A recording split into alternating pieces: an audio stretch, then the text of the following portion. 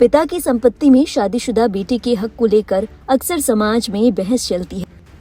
अब इसी चीज को लेकर सुप्रीम कोर्ट ने एक ऐसा फैसला सुनाया है जो बाकी मामलों के लिए नजीर साबित हो सकता है। दरअसल एक बेटी ने इंटरकास्ट शादी की और पिता ने उसे जायदाद से बेदखल कर दिया। लड़की को मिलाकर कुल 9 भाई बहन थे। पिता ने 8 भाई बहनों के नाम संपत्ति की, लेकिन उस लड़की को संपत्ति में से कुछ भी नहीं दिया। ऐसे में अपनी हक की अर्जी लेकर लड़की ने कोर्ट का रुख किया। इसके बाद सुप्रीम कोर्ट ने भी पिता का ही साथ दिया। इस मामले को सुनकर शुरुआत में आपको लगेगा कि कोर्ट ऐसा अन्याय कैसे कर सकता है, लेकिन कोर्ट की ओर से जो वजह दी गई उसे सुनने के बाद आप भी कहेंगे कि कोर्ट ने सही किया। दरअसल शाइला जोसेफ नाम की महिला अपने पिता NS श्रीधरन की संपत्ति में बराबर के अधिकार की मांग कर रही थी, जबकि श्रीधरन ने समुदाय से बाहर शादी करने के चलते शाइला को संपत्ति में हिस्सा नहीं दिया। शाइला के वकील की ओर से दलील दी गई कि बाकी भाई बहनों की ही तरह उनका भी संपत्ति में बराबर का अधिकार है। ऐसे में उनको भी पिता की संपत्ति में हक मिलना ही चाहिए, लेकिन सुप्रीम कोर्ट ने इस बात से इनकार कर दिया। इस मामले की सुनवाई कर रहे सुप्रीम कोर्ट के जस्टिस एहसानुद्दीन अमानुल्लाह और जस्टिस के विनोद चंद्रन की बेंच ने अपने फैसले में कहा कि वसीयत में दखल नहीं दिया जा सकता। पिता की संपत्ति पर शाइला का कोई अधिकार नहीं। बता दें, इस मामले में ट्रायल कोर्ट और हाई कोर्ट ने शाइला को पिता की संपत्ति में बराबर का हकदार माना था।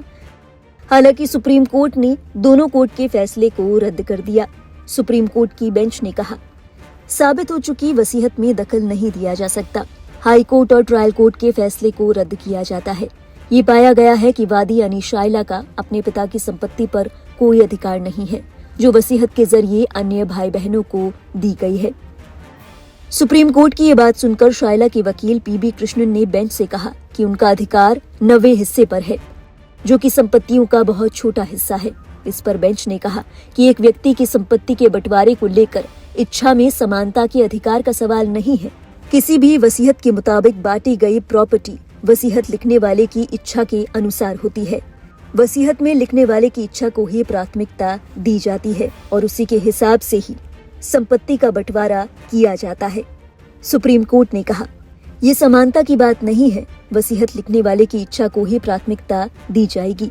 वसीयत लिखने वाले की आखिरी वसीयत को भटकाया नहीं जा सकता और उसे नाकाम नहीं किया जा सकता। आखिर में सुप्रीम कोर्ट ने शाइला के भाई बहनों की अपील को स्वीकार किया। सुप्रीम कोर्ट ने उस मुकदमे को खारिज कर दिया जिसमें वो पिता की संपत्ति में बराबर का हिस्सा चाह रही थी। कोर्ट ने कहा, वसीयत में लिखी बातों पर सावधानी की नियम लागू नहीं कर सकते, जो ऐसे व्यक्ति ने लिखी है जिसका अपनी संपत्ति के बंटवारे पर पूरा अधिकार है। अगर भाई बहनों को वसीयत के जरिए बेदखल किया जाता है तो अदालतों की तरफ से सावधानी का नियम लागू किया जा सकता था। आखिर में अपना फैसला सुनाते हुए सुप्रीम कोर्ट ने शाइला को संपत्ति में हिस्सा नहीं दिया। मामले में फैसला सुनाते हुए सुप्रीम कोर्ट ने कहा, हम वसीयत लिखने वाले को अपनी जगह पर रखकर नहीं देख सकते। हम वसीयत लिखने वाले की जगह अपने विचार नहीं थोप सकते। उसकी इच्छा उसके खुद के तर्कों से प्रेरित थी। गौरतलब है, इस फैसले में सुप्रीम कोर्ट की ओर से पिता की इच्छा को तवज्जो दी गई। सुप्रीम कोर्ट का कहना था कि जिस शख्स ने वसीयत लिखी है वो किस तरीके से संपत्ति का बंटवारा करना चाहता है, ये पूरी तरह से उसकी इच्छा पर ही निर्भर होता है।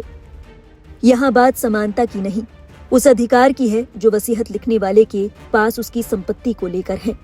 हर वसीयत लिखने वाले को इस बात का पूरा हक है कि वो अपनी इच्छा के मुताबिक किसी भी शख्स के नाम अपनी संपत्ति कर सकता है। बहरहाल इस मामले में सुप्रीम कोर्ट के इस फैसले पर आपके क्या विचार हैं? क्या आपको लगता है कि सुप्रीम कोर्ट की ओर से जो तर्क दिया गया वो 100% सही है? अपने विचार हमारे साथ साझा करें कमेंट सेक्शन में। और देश और दुनिया से जुड़ी बाकी अहम खबरों के लिए आप देखते रहिए लाइव हिंदुस्तान।